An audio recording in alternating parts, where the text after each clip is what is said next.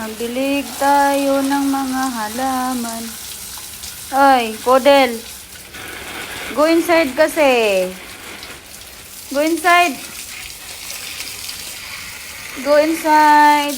Ayan. Lalaban natin yung towel ni Douglas. Douglas. Douglas. Dog. Douglas. Dog. Ayan guys, si Douglas. Saan siya umiihi. Aking orchids.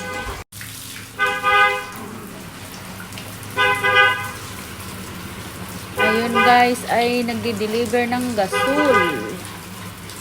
So kung may pambili, pumara lang. Tapos nagdi-deliver sila.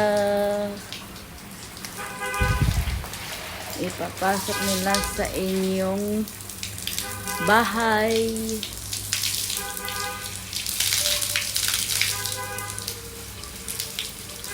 Look at that, my small garden.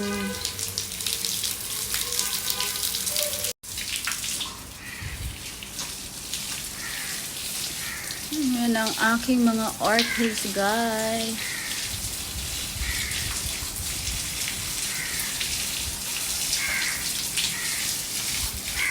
Dilig-dilig tayo ng halaman.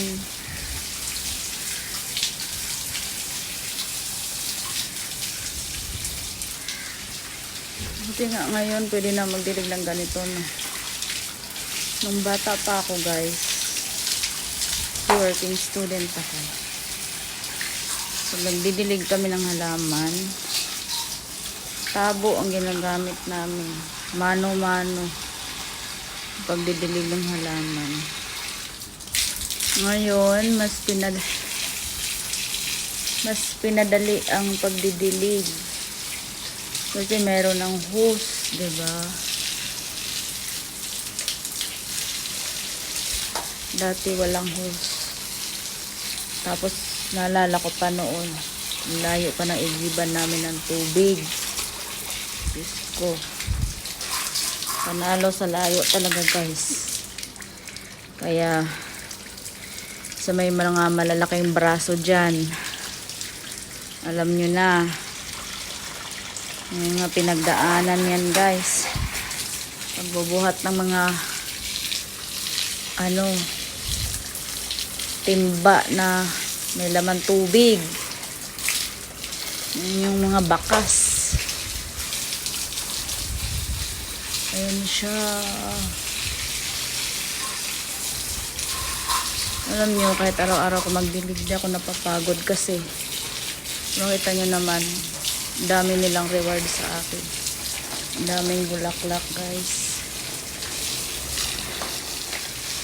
Bongga itong garden ko magbigay ng bulaklak. Ayan yung aking passion fruits. Hindi ko na malaman kung anong gagawin ko sa kanya. Hindi siya makaakit sa taas. So, sa aking passion fruits, may nakita na akong bulaklak ng aking passion fruit. Ang bulaklak na siya very soon, guys.